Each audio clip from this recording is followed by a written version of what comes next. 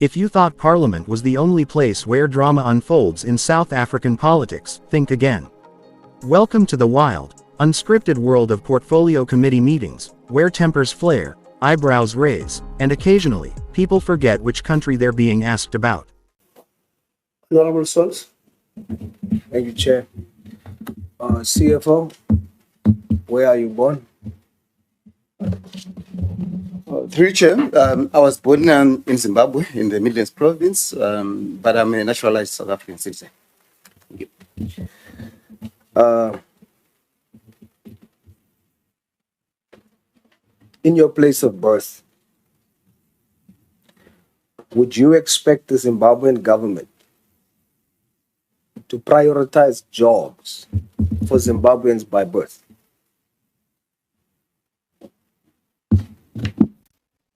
I don't know if it's fair for me to answer that question. I'm conflicted. I do not to answer you, but I thought maybe that question would have been directed. Why would you be conflicted? You are born in Zimbabwe. I'm sure you are proud to be born in Zimbabwe. I'm naturalized as a South African, Chair. But you are born in Zimbabwe. Yes. And as someone born in Zimbabwe, would you expect the government in Zimbabwe to ensure that Zimbabwean citizens by birth are prioritized for jobs? That's not a conflicting question. What do you think, honestly? I'm not sure if I should answer the question because I feel I'm conflicted, Chairperson. But obviously, I think maybe see what you should do. Calculate it this way. Yeah. Let me understand the conflicting element there. Why are you conflicted? Can you repeat yourself, Honorable? Why are you conflicted? No, because I'm the subject matter. I did not employ myself. I was employed by somebody else. And I would expect that maybe those who employed me would have a better response than I would have. Zimbabwe has got its own rules in terms of employment. South Africa has got its own rules in terms of employment. They've got different priorities. Chairperson, I should indicate that I've been a resident, a citizen of South Africa for more than 20 years now. My children were born in South Africa, and I'm a South African. Thank you. Okay, let's change the subject matter. Someone born, not yourself. You're changing the subject matter. Someone born in Zimbabwe, other than yourself. Is it correct for him or her to feel that the Zimbabwean government must prioritize them, not you, them, for jobs in their country? It depends on their circumstances. If they have grown up, worked the entire life of themselves, whether they were born in the DRC and they worked the entire life in Zimbabwe, or their children were born there. CFO, now you're changing the subject matter. That's wrong. What you're doing now is wrong. I indulged you. I changed the subject matter upon your request. Now let's talk about based on the question. Please answer the question. Is it correct for not you, a Zimbabwean that is in Zimbabwe now? Is it correct for that Zimbabwean to expect the government of Zimbabwe to prioritize jobs for them? Zimbabweans. Yes. It's correct. It's correct for the Zimbabwean government to prioritize jobs for Zimbabweans. It's correct. Do you consider yourself South African or Zimbabwe? I consider myself to be South African. I travel on a South African passport. Thank you. You're no longer Zimbabwean. The Zimbabwean constitution does allow for dual citizenship, so does South African. So I still hold my Zimbabwean ID. That's correct. So are you still Zimbabwean? Yes, I'm Zimbabwean by birth. So why do you say you are no longer you South African? I said I'm South African because you should say I paid allegiance to South Africa when I naturalized as a South African. All my children were born here except for one. They have studied here, so I consider myself to be South African. All my adult life, my working life, was spent in South Africa.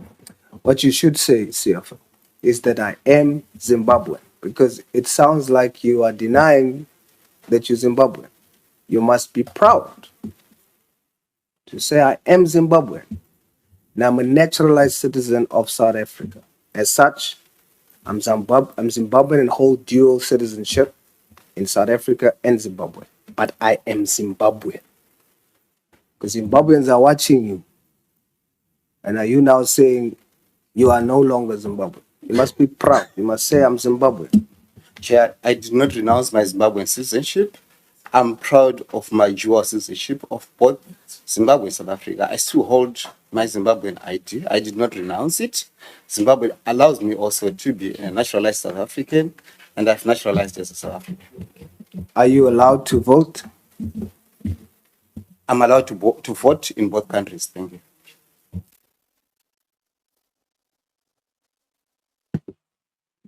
How do you view South African citizens that are saying that jobs that they vote for is occupied by foreign nationals or permanent residents? How do you feel about that? Honorable Member, I take it that the context is now different. It has moved from my situation to that of foreign nationals and naturalized and permanent residents. Am I getting it correctly? You're correct. So you can repeat your question. You're saying the question is, how do I view? How do you view it? How do you feel as a naturalized citizen? You consider yourself South African. Now, other South Africans feeling that jobs that they voted for government to prioritize for them as South Africans. Now you must speak. I want to hear, do you have the patriotic South African vibe? Or will the Zimbabwean by birth creep in there somewhere? As a South African, naturalized citizen, do you think that fellow South Africans is correct in saying the jobs should be prioritized for South African citizens? I think the answer should be contextualized. I do agree with that sentiment. However, the context is we are a university. When we employ people at a university, we may also, from an internationalization perspective, consider foreign students, which is something that universities must strive to build, and also the international flavor in terms of the employees that. Okay, I have to interject you just because of time. And we're gonna now deal with contextuality. You say you agree, right? Now we're gonna deal with context. Chairperson of Human Resource in the council, right? That's the committee. Chairperson. That's correct, Honorable Member. Chairperson, what's your nationality? I'm a South African, Honorable Member. How are you classified? You're dealing with Human Resource. How are you classified? I'm born South African. If it comes to classification per race, classified as white. You're white South African. I'm very happy that out of 1,893 total staff, 1,732 is black South Africans. I'm very happy about that. Are you happy that out of 1,893, only 111 is white South Africans? Honorable Member, I'm happy that the statistics accurately reflect the demographics primarily of the country and that of the region. So you're happy? Yes, I am. Director, what is your nationality? Director Human Resource, did I hear correctly? Is that Director? Senior Director Human Resource. Director, what's your nationality? I'm classified as a colored South African. A colored South African. Now, to the both of you, out of 1,893 total, there are only 7 colored South Africans employed. What is the reason for this? Well, our employment equity plan works on the basis of natural attrition. So it's not working on the basis that we basically get rid of people in order to get the representation figures right. It works on the basis of natural attrition, and you will know natural attrition, especially in a South African university sector, where our turnover is something like 2.7%. You just don't get the opportunity to very robustly and aggressively increase the numbers where they may be lacking. That's the situation. Are you saying that that's the reason why you only have 7 coloreds out of 1,893 total staff? The principle we work on is natural attrition. Our other aspect is how do we attract people to apply for positions at our university. We have a number of impediments. The most significant one, to my observation, is the location of our Okay, let me put it to you this university. way. Natural attrition. Let me put it to you this way. Foreign nationals, not permanent residents, foreign nationals are 10 in total. 10 foreign nationals, which the law says should not employ unless it is a scarce skill. It's not permanent residence. I don't have time, but this would be my last question. It has to be. There's 10 foreign nationals. They are more than coloreds in total And they at the university. agreed. How does your reason justify that? Okay, because that category of employee is based on a contract. They're not permanent employees. Are you listening to yourself? now? Yes, I am listening to myself. You have 7 Yes. colored South Africans Yep. in total.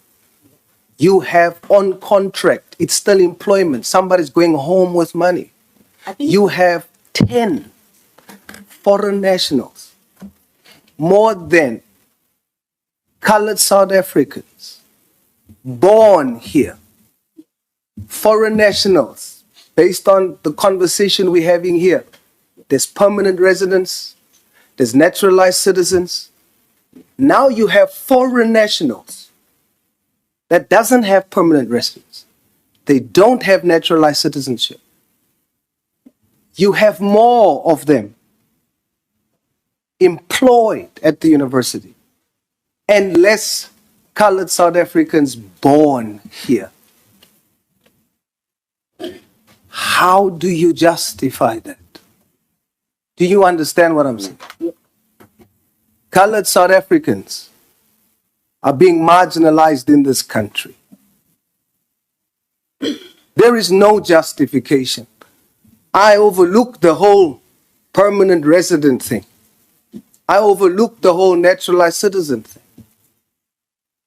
You cannot explain away now where the law says you cannot employ a foreign national, whether on contract, casual, or whatever. And what you guys are doing, you take 7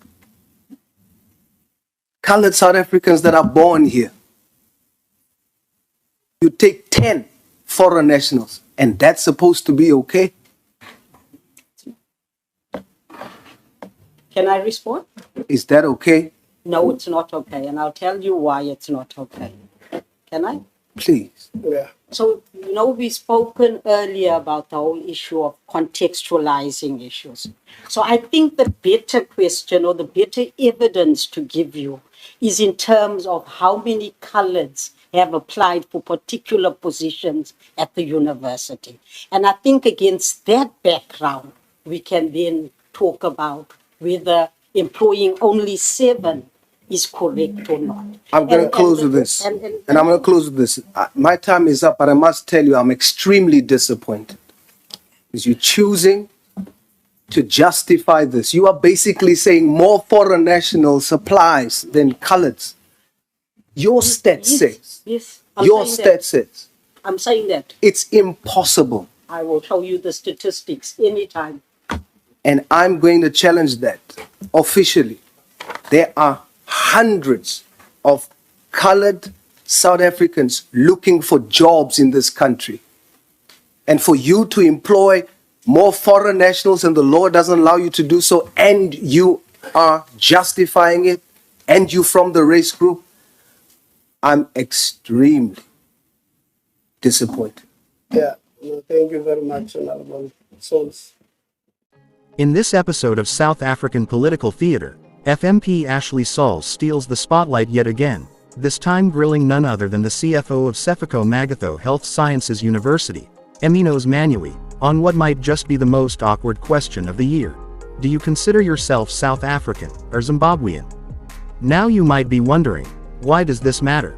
How did a question that sounds like something from a citizenship quiz spiral into a chaotic showdown between a member of parliament and a university executive? Well, buckle up, because what happened in that room wasn't just a conversation. It was a full-blown interrogation session that had people shifting in their seats, biting their lips, and asking themselves if they were still watching a government meeting or the latest episode of a political reality show. Let's set the scene. The Portfolio Committee on Higher Education is convened. Everything seems routine. Documents are being reviewed, financial statements are mentioned, and then, boom, Ashley Sauls leans in with his signature intensity and changes the tone of the room entirely. Now, if you've ever seen Sauls in action, you know he doesn't tiptoe around topics. He swings straight for the jugular. He starts calmly, maybe too calmly. Mr. Manyawi, he says, we've reviewed your qualifications, your experience, your CV. Impressive. But I need clarity on one thing. Just one. And then comes the question. Do you identify yourself as a South African or a Zimbabwean? Silence. Awkward silence. The kind that makes even the camera operator zoom in a little too closely, hoping for a reaction. Manyawi, visibly taken aback, tries to compose himself. You can see the wheels turning. Is this a trap, a test, a distraction from something deeper? He responds cautiously, I am legally employed in South Africa, and my work is in service of this country. Not good enough for Sauls. Not even close. He doubles down. I'm asking you personally. I'm not talking about where you work or who signs your paycheck. I'm asking, when you stand in front of a mirror, when you go to bed at night, do you see yourself as South African? Or do you still carry Zimbabwe in your heart? Now let's pause for a second. This isn't just about national identity. It's about trust, representation, and a broader concern that's been simmering under the surface in South African politics for a while. Sauls, whether you agree with his approach or not, is voicing a sentiment many people have, especially around the integration of foreign nationals in key leadership positions within public institutions. Manyawi, by now clearly irritated but still trying to keep his composure, responds, I do not think my sense of personal identity has interfered with the performance of my duties. A fair point, and one that should probably end the discussion. But of course, that's not what happens. Sauls pushes even further, bringing receipts. Are you aware, Mr. Manyawi, that your home address listed in official documents is still in Harare? Can you explain why you're heading up financial decisions for a South African public university while maintaining an official residence in another country? The room goes dead silent again. Other committee members start shifting nervously. Even the chairperson has that look on their face like, should I intervene or just let this thing burn itself out? Manyawi takes a deep breath and says, my address in Harare is my family home. I travel often, but my legal employment and current residence are in South Africa. Sauls isn't satisfied. So you are, what, a Zimbabwean working for South Africa? Or a South African who occasionally vacations in Zimbabwe? Help us understand, because South Africans need to know who's handling their public funds. By this point, you'd think someone would call time out. But nope. Instead, it gets worse. Other MPs begin whispering. Some smirk, others shake their heads. A few even pull out their phones. Because they know what we all know, this clip is going viral. Then, in a surprising twist, Manyawi finally snaps, not shouting, but with a sharpness that cuts through the tension. I believe this line of questioning is bordering on xenophobia. I have followed all legal processes to be where I am. My qualifications speak for themselves, and my track record is public. Boom. Now the tension shifts. You can feel it. The whole tone of the room changes from interrogation to reflection. Suddenly, people are thinking, did Sauls go too far? The chairperson finally intervenes. Honorable Sauls, while your concerns are noted, we need to maintain decorum. The committee's mandate is oversight, not identity policing. Sauls sits back, not looking even slightly remorseful. In fact, he looks proud. Like he just dropped the mic at a spoken word event. So what does all this tell us? What just happened? On one hand, it's a reminder of the thin line between accountability and nationalism. Yes, South Africans have a right to ask who's leading their institutions. Yes, transparency is crucial. But when questions start veering into personal identity and birthplace, things get murky real fast. On the other hand, this was textbook Ashley Sauls. Bold, confrontational, unfiltered. Love him or hate him, the man knows how to get people talking. He knows how to dominate a room. And clearly, he knows how to make headlines. As for Eminos Manyawi, he might just be the most composed man in South Africa right now. To stay that calm under that kind of pressure deserves some kind of award. Whether or not his answers satisfied the committee, or the public, is another story. But the bigger question still lingers. In a nation still grappling with its identity, its borders, and its institutions, how do we balance professionalism with patriotism? How do we make room for talent, wherever it comes from, while ensuring that public institutions reflect the people they serve? That's not just a question for Manyawi. That's a question for all of us. So whether you're Team Sauls, Team Manyawi, or just Team Popcorn watching it all unfold, one thing's for sure, South African politics never sleeps. And with guys like Ashley Sauls on the scene, it's only going to get more interesting. Stay tuned.